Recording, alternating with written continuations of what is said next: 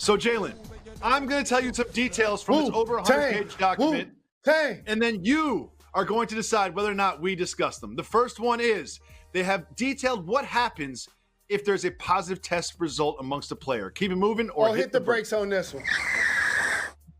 If a player gets a positive test, no matter who they are, they must isolate away from the team hotel for 14 days, then pass a cardiac test and able to return to play. 14 days, Jalen. What do you think? I think that's like an injury. I think that's like somebody going on IR. You understand that things are going to happen where players may miss games, may miss practices. This is a unique scenario in the NBA where you're returning during a pandemic. There will be multiple people to test positive.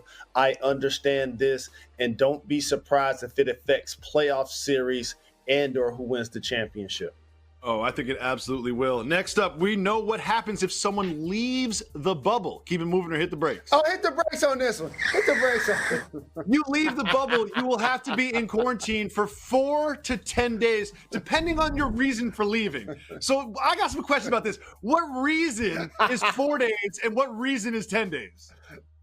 Well, I'll tell you the reason for 4 days, especially guys that are single.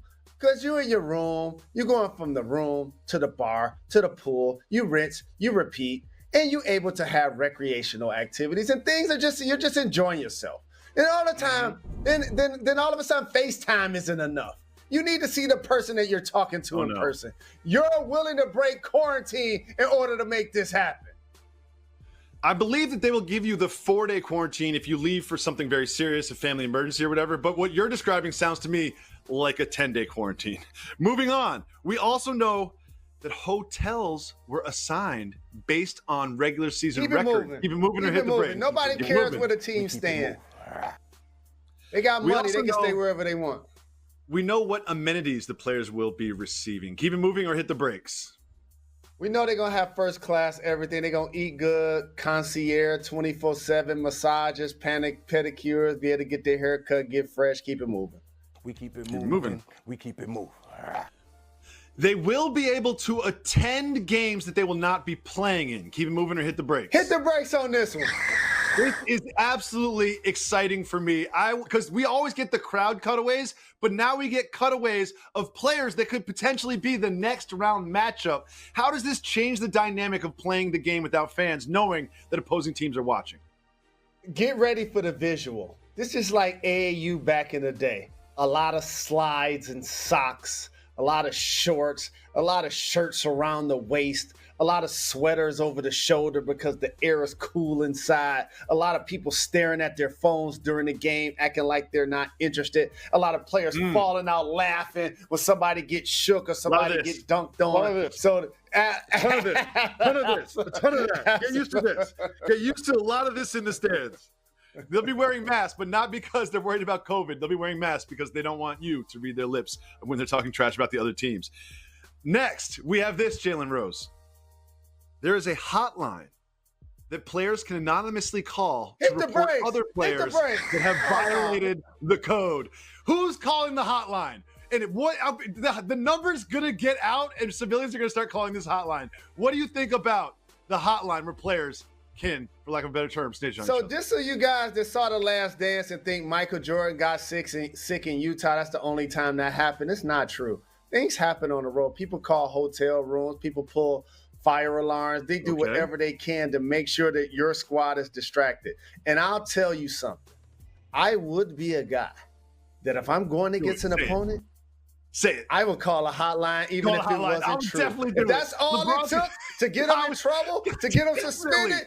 You know what? I just saw LeBron. He's 15 minutes away from the quarantine right now. He need to miss Game 7. Definitely. I can't wait for the hijinks with that one. Next, something I know it's very important to you and all NBA players. We have details about the haircut situation. Keep it moving or hit the brakes. The brakes. All right. Manis and petties, all right, I don't care about. But the haircuts. Who is going to be the barbers? Who is going to staff this? The same person does the fades, does the braids. I have so many follow-up questions about how the haircuts happen. Jalen, as a senior hairline analyst of the world, how do you think the haircuts will happen? So first off, just think about this, Jacoby. If I was going to play 8 basketball games, how many haircuts would I get? 8. That'd be 8. Yeah. If I was going to play a 7-game series, how many haircuts would I get? Probably 10. So based on that math, this is the window for people to sneak in roadkill. This is the avenue. Here it is right here. My barber coming to give me a cut. No, see, I think there's going to be. I don't think they'll be able to select the barber. I don't think they will be able to select their own barber and fly them in. I really feel like there's going to be like a Disney staff barber. That's what it's going to be. Everyone's going to have to go to the same. It's going to be like some 75-year-old Russian dude who's just going to be like, wait, what do you want? Kawhi, I'm sorry. You want me to give you cornrows? NBA players are not David Jacoby. They're usually loyal to their barbers and not using all of the same person. That there is going to end up being a disaster. I would love same barber. I would absolutely love it if some plane came in from Atlanta and it's like, oh, these are our barbers. These are our barbers. It's like, well, they're all let me tell you something. Attractive young women. Jason Tatum ain't letting nobody else cut his hair, so he might be out. It's going to be interesting to see. That's one. Him and Paul George, I'm watching them already. I'm watching. Thanks for watching ESPN on YouTube. For live streaming sports and premium content, subscribe to ESPN+.